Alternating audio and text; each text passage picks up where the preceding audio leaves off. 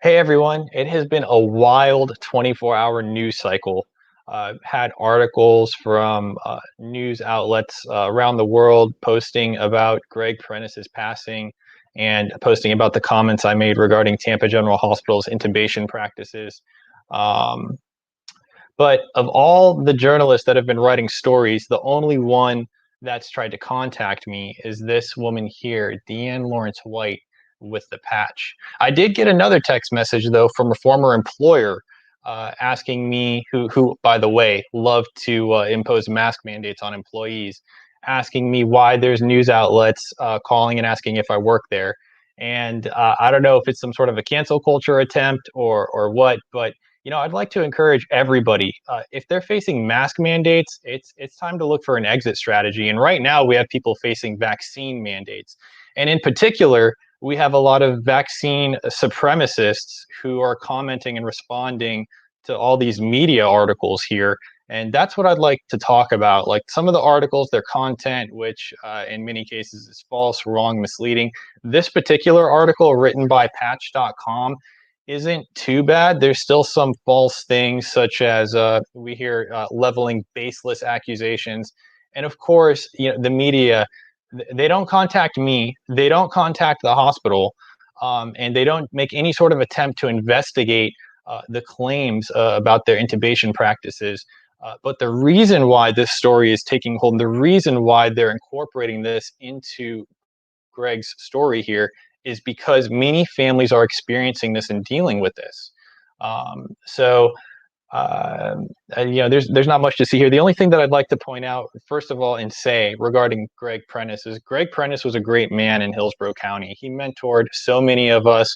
He was always focused on election integrity and was not some sort of a crazy conspiracy theorist. Ever since the beginning, he was just focused on securing fair elections by making sure, for instance, that the voter rolls are clean. All the typical things that you would want to see to have fair elections.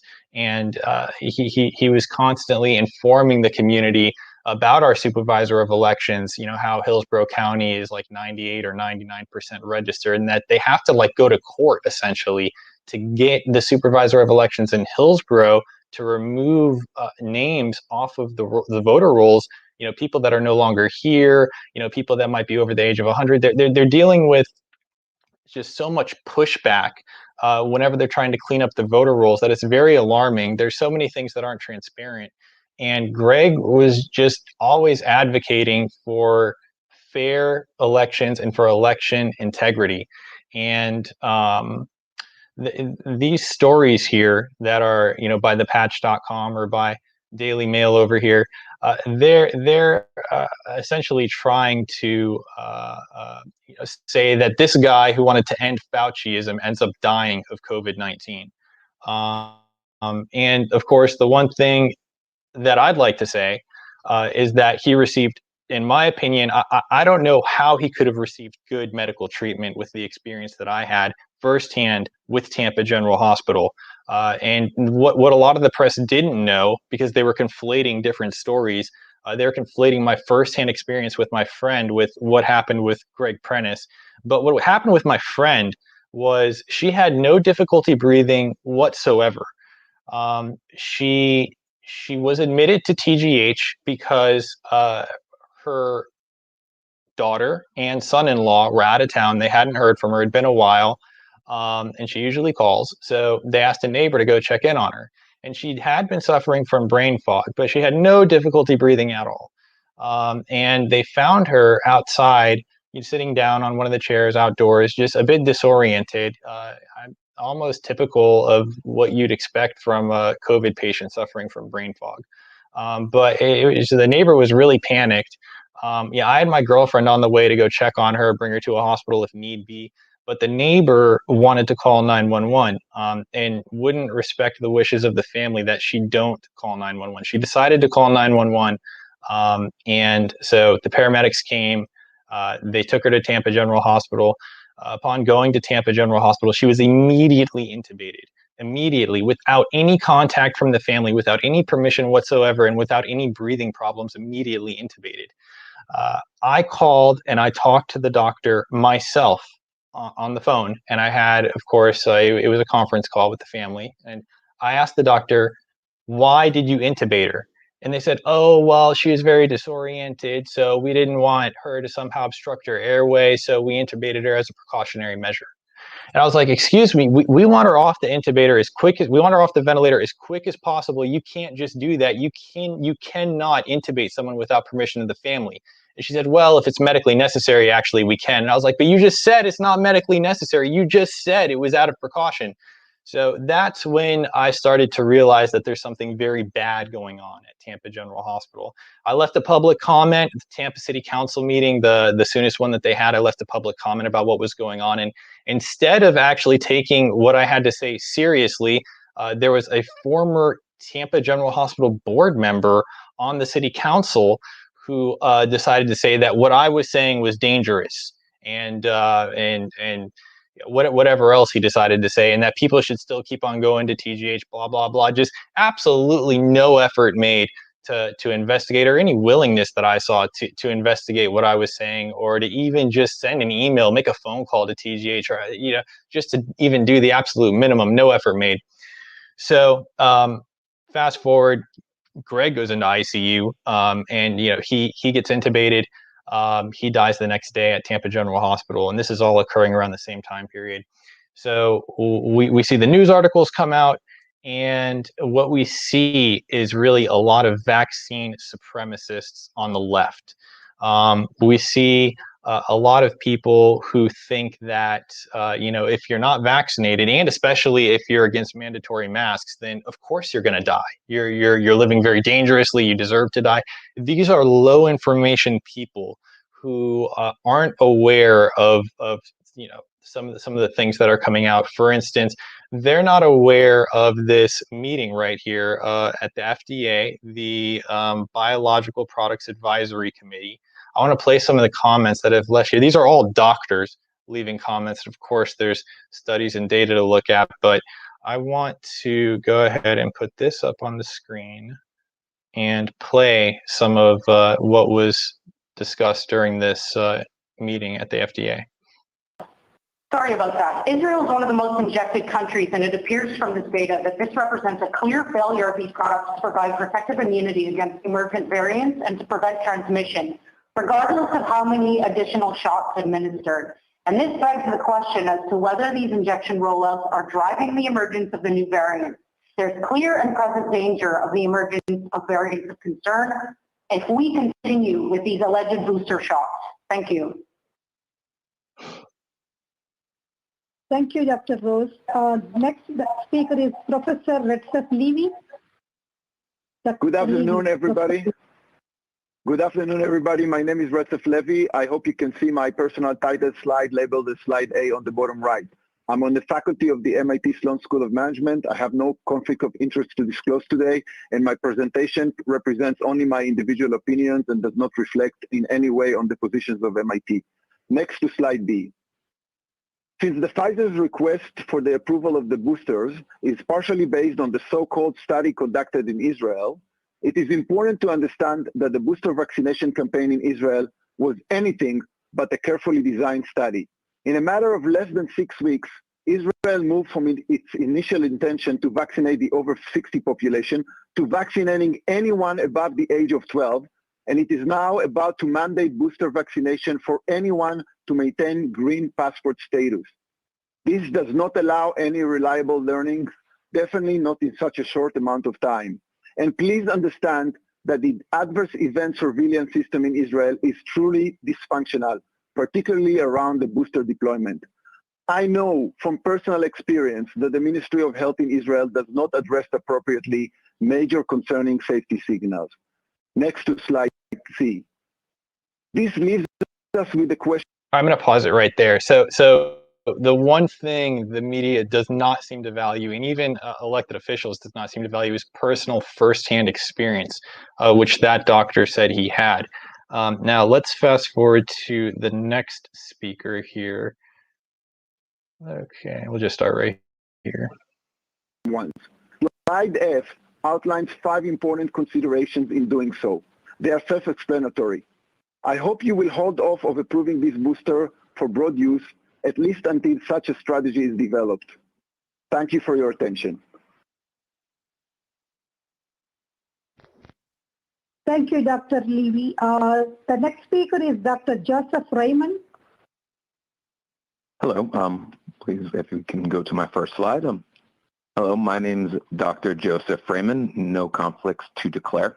I'm an emergency physician educated at Cornell Medical School. My residency was Charity Hospital in New Orleans, and I've been working in this region since. Where I work, over 65% of the population are not vaccinated. I'm here today to ask for help for those working the front line to help us reduce vaccine hesitancy. For this, we need larger trials that demonstrate the vaccine reduce hospitalization without finding evidence of serious harm. I know many think the vaccine hesitants are dumb or just misinformed. That's not at all what I've seen. In fact, typically, independent of education level, the vaccine hesitant I've met in the ER are more familiar with vaccine studies and more aware of their own COVID risk than the vaccinated. Next slide, please. For example, many of my nurses have refused the vaccine, despite having seen COVID-19 cause more death and devastation than most people have. I asked them, why refuse the vaccine? They tell me while they've seen the firsthand dangers of COVID in the elderly, the obese, diabetics, they think their risk is low. They're not wrong. Next slide, please. One nurse showed me this Oxford risk calculator. A 30-year-old female has about a 1 in 7,000 chance of catching COVID and being hospitalized over 90 days. She asked me, can I assure her that the studies found her risk of serious harm from the vaccine is lower than her risk of hospitalization? The truth is I can. Our trials weren't big enough. They weren't big enough to identify the vaccines cause myocarditis, yet now we know they do. Next slide, please. A recent observational study suggests the risk of vaccine-induced myocarditis in young males is higher than their risk of hospitalization from COVID. Is this true? We don't know. It's based on observational data. So that's a big deal. When the risk of side effects is bigger than the risk of actually getting COVID-19, that's a really big deal. And all we have to go on, like this doctor is saying, is an observational study. He's advocating for more studies, is the whole gist of his phone call. And then we'll go ahead and go to one last caller here. Today, we focus almost exclusively on COVID death saves and vaccine efficacy because we were led to believe that vaccines are perfectly safe. But this is simply not true. For example, there were 4 times as many heart attacks in the treatment group in the Pfizer 6-month trial report. That wasn't bad luck. Theirs shows heart attacks happen 71 times more often following these vaccines compared to any other vaccine. In all, 20 people died who got the drug, 14 died who got the placebo. Few people noticed that. If the net all-cause mortality from the vaccines is negative, vaccines, boosters, and mandates are all nonsensical. This is the case today. Death rates. Let's slide number 7, advance to the number 7 in the lower part. This shows that the all-cause death light rate in 3 cases. Only the VAERS numbers are statistically significant, but the other numbers are troubling. Even if the vaccines had 100% protection, it still means we killed 2 people to save 1 life. 4 experts did analyses using completely different non-US data sources, and all of them came up with approximately the same number of excess vaccine-related deaths, about 411 deaths per million doses. That translates into 150,000 people have died. Next slide would be slide number 11, the nursing home. Now, the real numbers confirm that we kill more than we save. And I would love everyone to look at the Israel Ministry of Health data on the 90-plus-year-olds, where we went from a 94.4% vaccinated group to 82.9% vaccinated in the last 4 months. In the most optimistic scenario, it means that 50% of the vaccinated people died and 0% of unvaccinated people died. Unless you can explain that to the American public, you cannot approve the boosters. Slide number 16, please, myocarditis. All right, we'll just stop there. And I'm actually not certain if this particular individual was a doctor, but the whole entire purpose of this is to demonstrate for the radical leftists, because I know a lot of them are coming to my page now. They might be wondering why the boosters weren't approved? Why was it so overwhelmingly voted to be not approved? And it's because of this exact meeting right here. This is what was being said during the meeting. So the vaccine supremacists are very misinformed. They're uninformed. They have very low information. And this is honestly only about the risk versus reward associated with the mRNA vaccines. It's not even about whether or not they're effective, which is what I have a few more tabs here to show. But the point here is that when you're going to be a vaccine supremacist and say all these sorts of nasty things about someone who decided not to get vaccinated, you're missing that so many people around the world in other areas of the world are dying or being hospitalized or testing positive with COVID-19 who were vaccinated. The United States, we have serious trouble with our data. I can't find any real thorough data the same way that I can find the data, for instance, from Scotland. So here's data. Let's see here. This is a website that's presenting data from a Scottish report, which is so extremely thorough. The numbers are so well broken down. Contrast that with, for instance, the Florida Department of Health. It's a nightmare. It's a nightmare to get any sort of data from the Florida Department of Health. I've called them multiple times, had to finally ask for a supervisor. I think that this is even, yeah, this is, let's see here. I don't know if it's a bi-weekly report or a monthly report, but this is just a report that they come out with every so often regarding data on COVID-19, vaccinated people, unvaccinated people. And you contrast that with the Florida Department of Health, who tells me that, well, just because I'm a regular citizen, they can't just go ahead and give me fatality rate data was really all I was asking for. I'd also like, invasive ventilation rate data, severe COVID case data. I wanted some data. And they refused to give it to me. They said that I'd have to contact this person, that person, contact the state. So it's a nightmare here in the United States to get this data. In other countries, like in the UK or in Scotland, they release it and they break it down very nicely. And the particular web page that was reporting on this was saying that everything starts with table 15. So whenever there's a website like this, it could totally be fake news. I have no idea who these people are, the expose.uk. I have no clue who they are. All I know is they're reporting on this report. They have a link to the source material. Great. Pull up the source material, make sure that the numbers are correct. And it looks like it's an exact mirror here. And it is. So perfect. So you look at their analysis and what they're saying. And essentially what they're pointing out is that in terms of cases by vaccination status. So this is just positive cases. There are more positive cases in the vaccinated group than the unvaccinated group. And keep in mind, the unvaccinated group, those are the people who are going to be testing way more frequently. So they're going to be testing more frequently. The vaccinated group is testing less, but the group is bigger. There's a lot of people here that have been vaccinated. But regardless, at the end of the day, there's more positive cases among the vaccinated group. If you add, let's say that now, of course, you get into the technical, well, they really, if you look at the 2 doses versus the unvaccinated, it's, there's really more who've been fully vaccinated. There's really more that have, there's less fully vaccinated positive cases as opposed to the unvaccinated cases. But yeah, the point is, there are people fully vaccinated that are getting COVID left and right out here. This is the data from Scotland. This table shows acute hospital admissions by weakened vaccination status. And here we have unvaccinated, 36, vaccinated with 1 dose, 7, and then fully vaccinated, 299. That's insane. That's an incredible number. That's just incredible.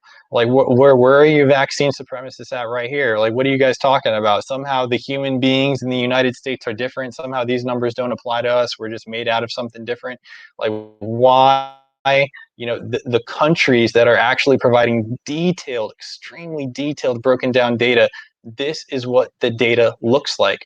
And then finally, when you get to the death data, they decide they don't want to break it down like this. They don't want to break it down by week.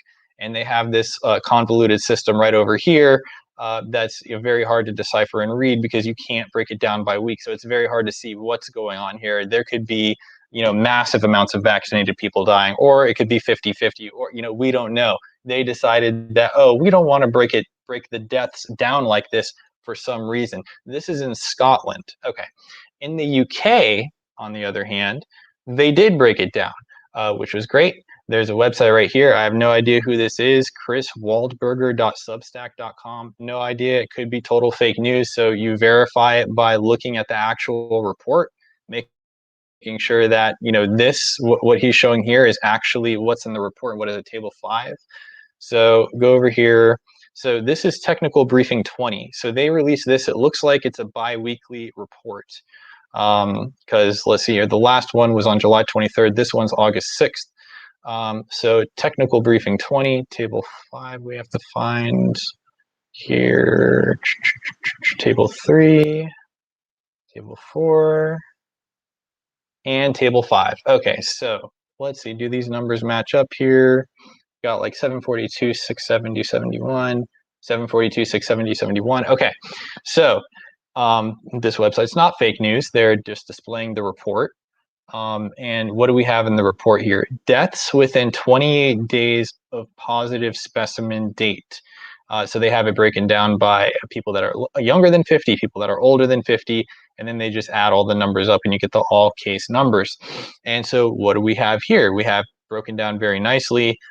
Less than 21 days post dose 1, greater than 21 days post dose 1, received 2 doses, and then unvaccinated. And right here, for all the vaccine supremacists, you guys are the ones who are dying. This is what it's showing from the UK. I mean, maybe we're completely different human beings in the United States. I don't know, but I don't know where all the supremacy is coming from. When in the UK, the numbers from a country that breaks down data and supplies all of the data, which is fantastic, a fantastic service that they're providing here. Unlike in America, they're not doing that here.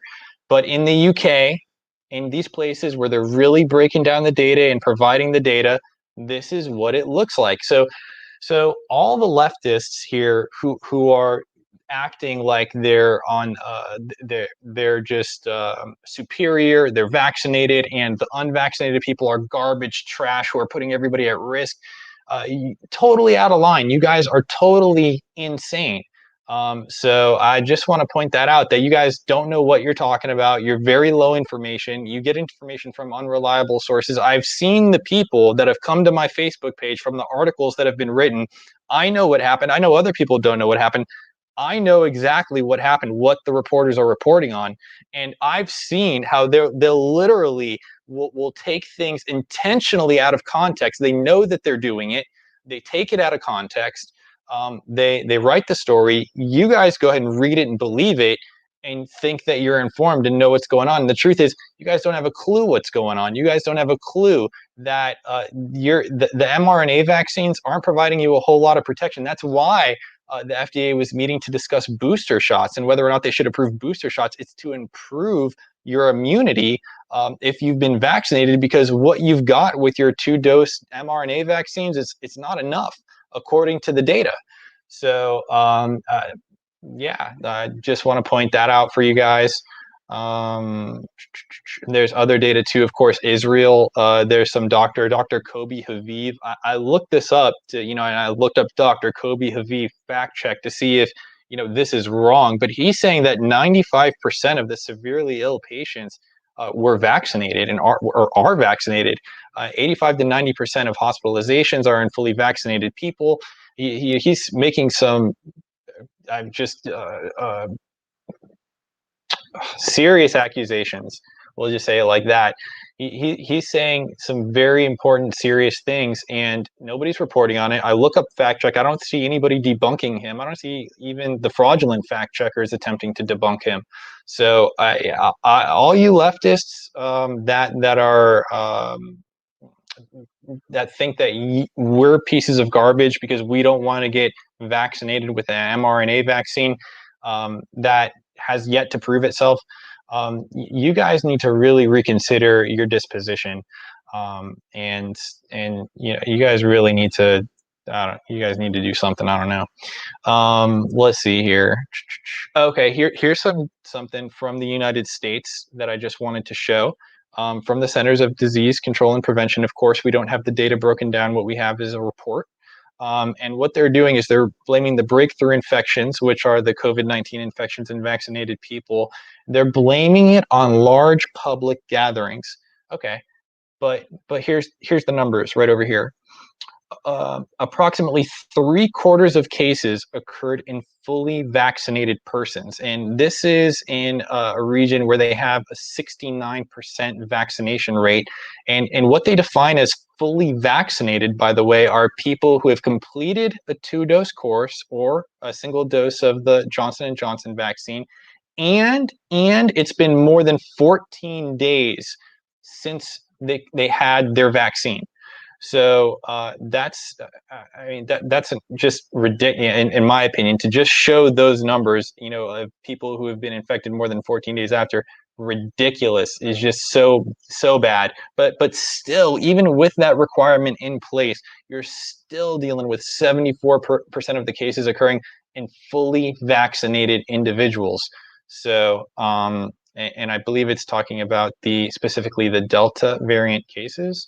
So. Just want to point that out. You guys want some data from the US.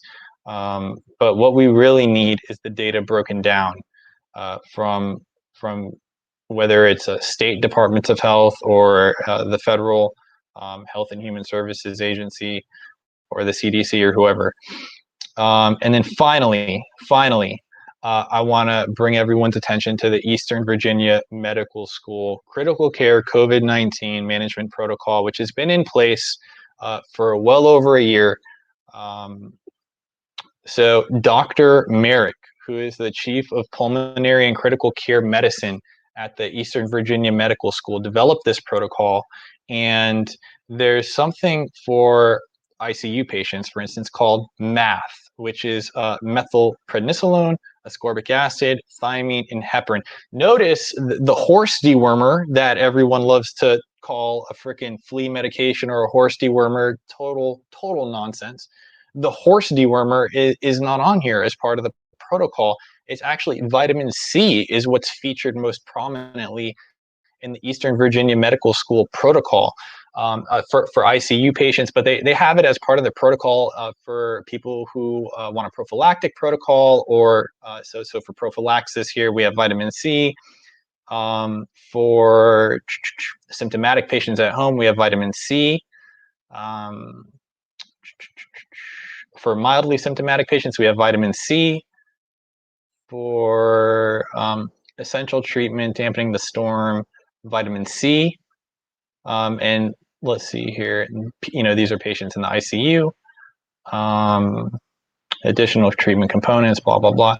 So vitamin C is something that a lot of families of COVID victims are having issues getting the hospital to administer. It's a serious problem.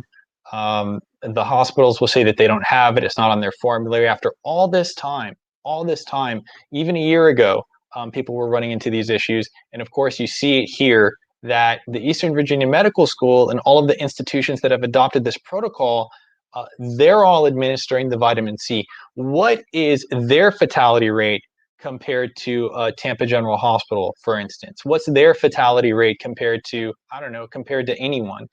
So vitamin C is what's most prominently featured in their protocol. And of course, depending on what stage of the disease you're at, they will recommend in their protocol, not even recommend, their protocol calls for ivermectin in various stages of the disease. But the thing that's most prominently featured in their protocol is the vitamin C. And of course, you can get into debate about the hospitals. There's no question that these hospitals should be offering ivermectin to any family who says, look, this is my husband, this is my wife, this is my father, I want him on ivermectin. You should be able to do that and request that, and they should be administering that. But forget the ivermectin, they don't even have the vitamin C. It's a war, it's a battle to get them on vitamin C. when they're on a ventilator, they can crush the vitamin C up and put it into their feeding tube, because these people, they don't have the intravenous vitamin C. They have to order it. And so when you're getting off a ventilator, that's really important. You're not on a feeding tube anymore. You can't just crush something up and put it in the feeding tube. So the other thing that I wanted to show, and of course all these tabs are related to the Eastern Virginia Medical School protocol. There's been such an information propaganda war against ivermectin that these various doctors here decided to take it upon themselves to publish a paper entitled "Ivermectin, a multifaceted drug of Nobel Prize honor distinction with indicated efficacy against a new global scourge, COVID-19." They decided that they needed to publish this literature review highlighting the fact that it won the Nobel Peace Prize, or the Nobel Prize awarded by the Committee for Physiology or Medicine, and its only award for treatments of infectious disease since 6 days prior, honored the discovery of ivermectin, a multifaceted drug, which means it can be used for many things, deployed against some of the world's most devastating tropical diseases. So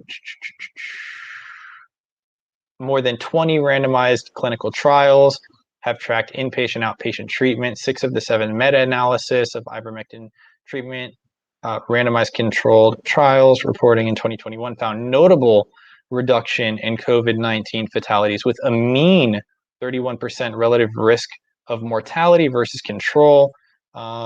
Let's see here. In Peru, excess deaths fell by a mean of 74% over 30 days when they began implementing ivermectin. So there's a huge disinformation campaign going on about ivermectin. I have no idea why. I mean, yeah, everyone has their theories. Of course, we all have our theories, but when it comes down to it, there's no defensible reason. There's no reason to defend the sort of misinformation that's being spewed about ivermectin. And of course, that's the other thing that I noticed with all of the leftists coming in and commenting is what they're saying, like the derogatory comments that they're making about ivermectin. So I just want to, we can just go through this. It's all kind of the same stuff. These are the FLCC physicians. Here you see Dr. Paul Merrick, who is the doctor that came up with the EVMS protocol. But the point that I'm trying to make here is these leftists that are being totally misinformed by the media, they don't do any critical thinking. They're very low information. And when you present this information to them, like you think, oh, well, you have to be nice to them or else they're definitely not going to listen to you. They're not listening anyways. You present this information to them and they don't hear what you're saying. It just goes through one ear, out the other. It's like you're talking to a wall. You get nowhere with them. But I just wanted to encourage everyone out there that we have solid, absolute facts out here to defend our position on not getting the mRNA vaccine, or to defend our position on being against mandatory masks and not wearing masks. And that's the other thing that thankfully I just remembered. I want to bring up what happened during the Hillsborough County Board of County Commission meetings when the county commissioners asked the Florida Department of Health presenters about masks. So this is going to be an important one. This is one that, of course, the leftists cannot deny. It totally happened. Excellent, thank you. And your last question, and based on the data that you've seen since we first started dealing with this back in March, in the time periods where we've had high utilization of mask coverage, either in schools, community centers, or in the community, in businesses, do you see a correlation between a drop in COVID positive or hospitalization rates during those time periods where there was a high utilization of masks? And would that actually be an indicator that mask usage, either in adults and or children, would actually assist us in reducing exposures to COVID? Yeah, I definitely appreciate that question.